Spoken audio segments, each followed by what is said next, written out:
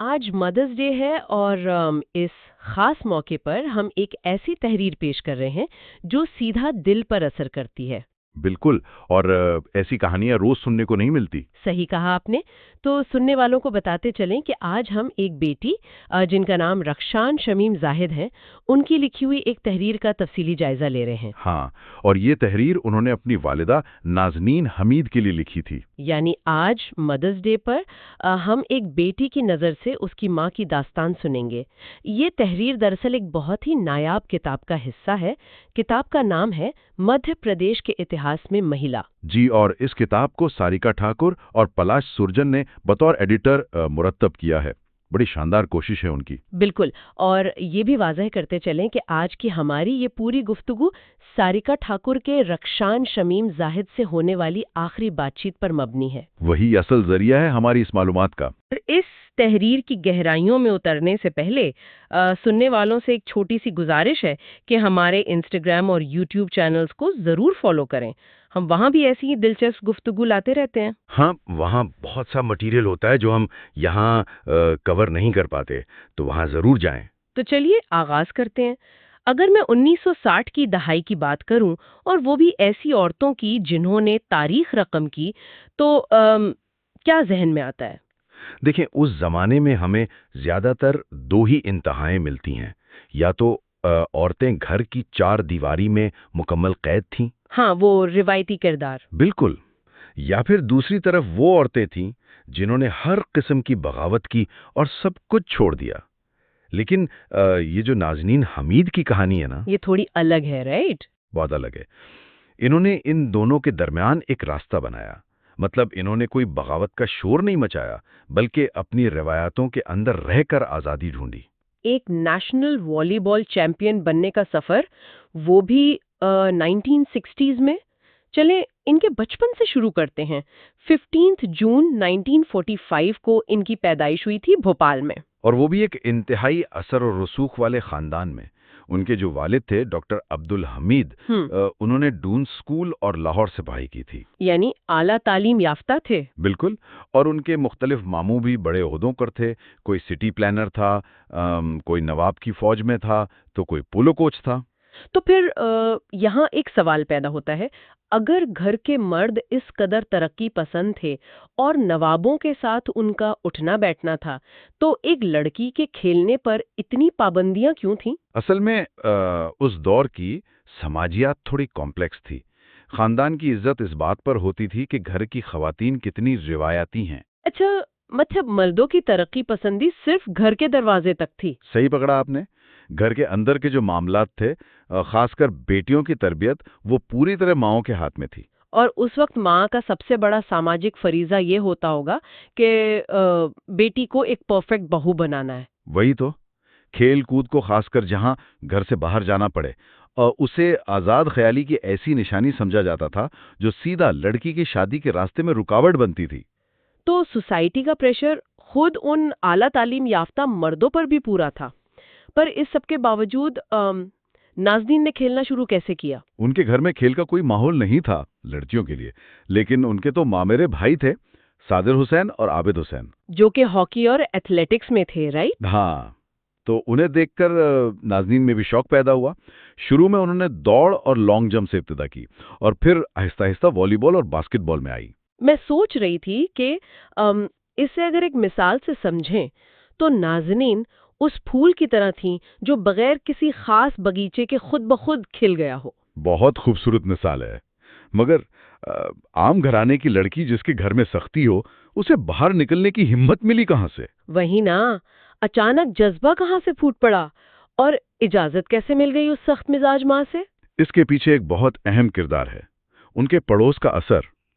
पुराने भोपाल के जहांगीराबाद इलाके में उनके घर के पास एक अख्तर आपा रहती थी। अच्छा, अख्तर आपा, ये कौन थी? ये भोपाल के नवाब खानदान की बहू थी, लेकिन उन्होंने शाही जिंदगी और महल छोड़कर खुद को गरीबों के लिए वक्फ कर दिया था। ओह वाओ, मतलब उन्होंने खुद एक बगावत की हुई थी। जी, और सोसाइटी में उनकी बहुत इज्जत थी।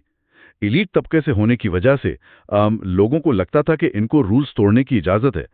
एक किस्म का हेलो इफेक्ट था उनका। अख्तर आपा की सोबत से घर का माहौल थोड़ा नरम हुआ, और माँ ने आखिर खेलने की इजाज़त दे दी। लेकिन ये इजाज़त कोई आम इजाज़त तो नहीं थी ना। एक बहुत बड़ी शर्त थी इसके साथ।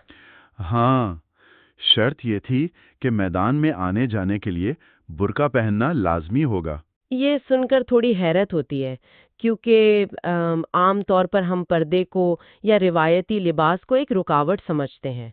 लेकिन यहाँ तो वो रुकावट नहीं था, बल्कि मैदान तक जाने का पासपोर्ट बन गया था।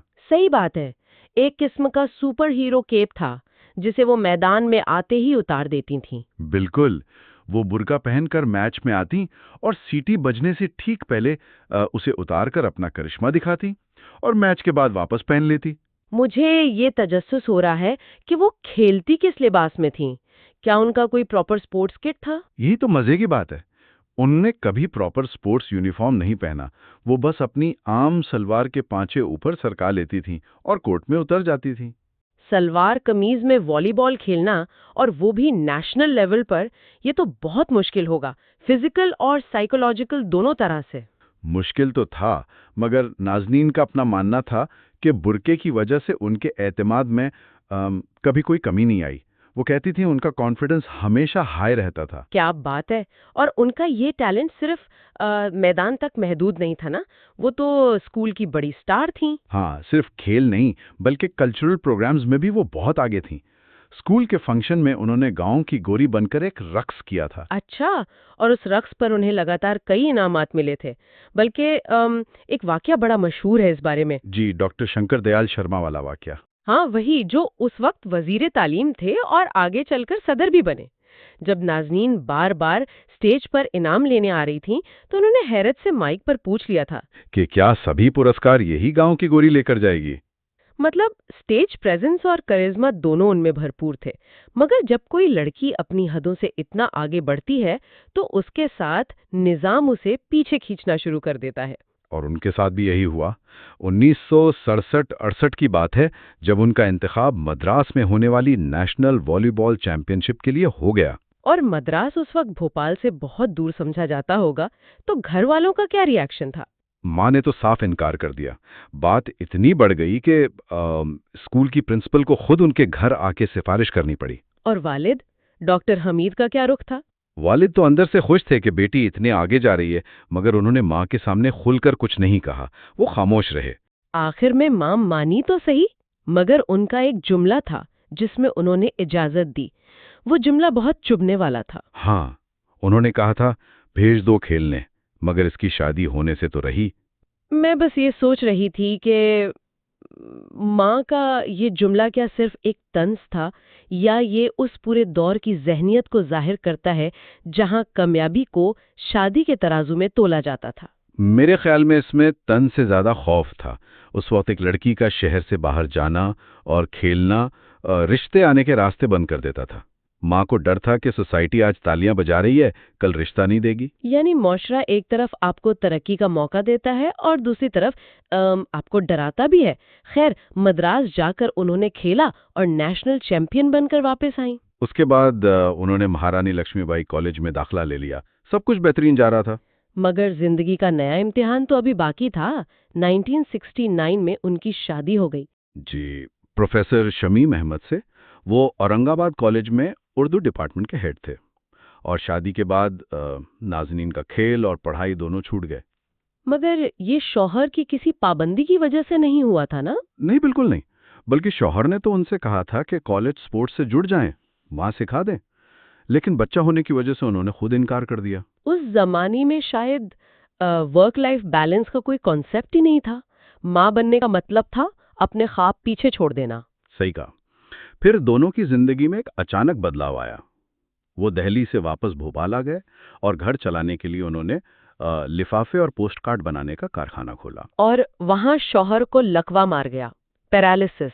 जी, अचानक वो बिस्तर पर गिर गए और पूरे 17 साल तक बिस्तर पर ही रहे। 17 साल!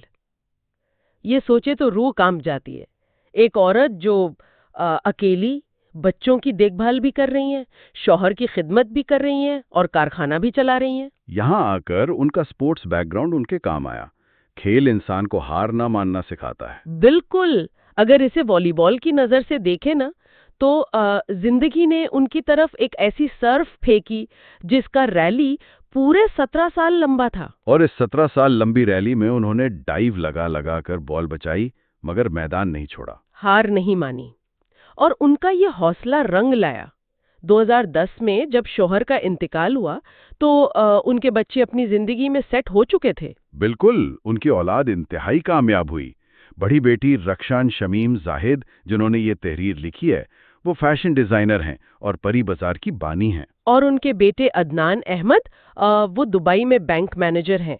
छोटी बेटी तमसील खान मुंबई में मशहूर फैशन डिजाइनर हैं। इन सब की कामयाबी के पीछे वही 17 साल की खामोश जद्दोजहद थी।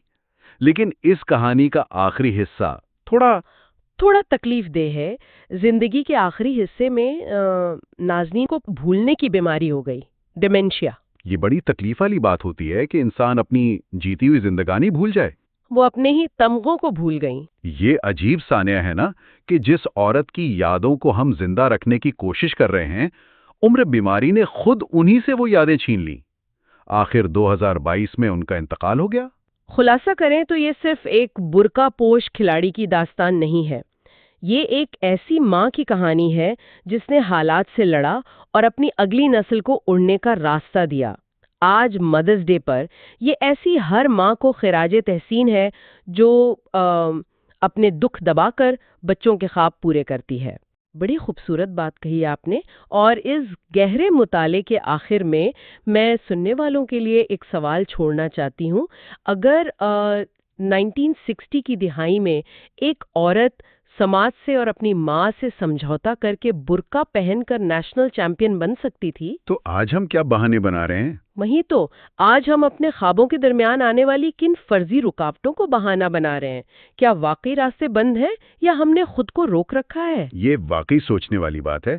हर किसी को इस पर गौर करना चाहिए। बिल्कुल। इस सवाल के साथ हम आज की गुफ्तगू यहीं ख़त्म करते हैं। सुनने वालों से फिर याद दहानी है कि मज़ीद ऐसी दिलचस्प मालूमात के लिए हमारे इंस्टाग्राम और यूट्यूब पर ज़रूर आएं और हमें फॉलो करें। अपना बहुत ख्याल रखिए और सुनते रहिए। शुक्रिया।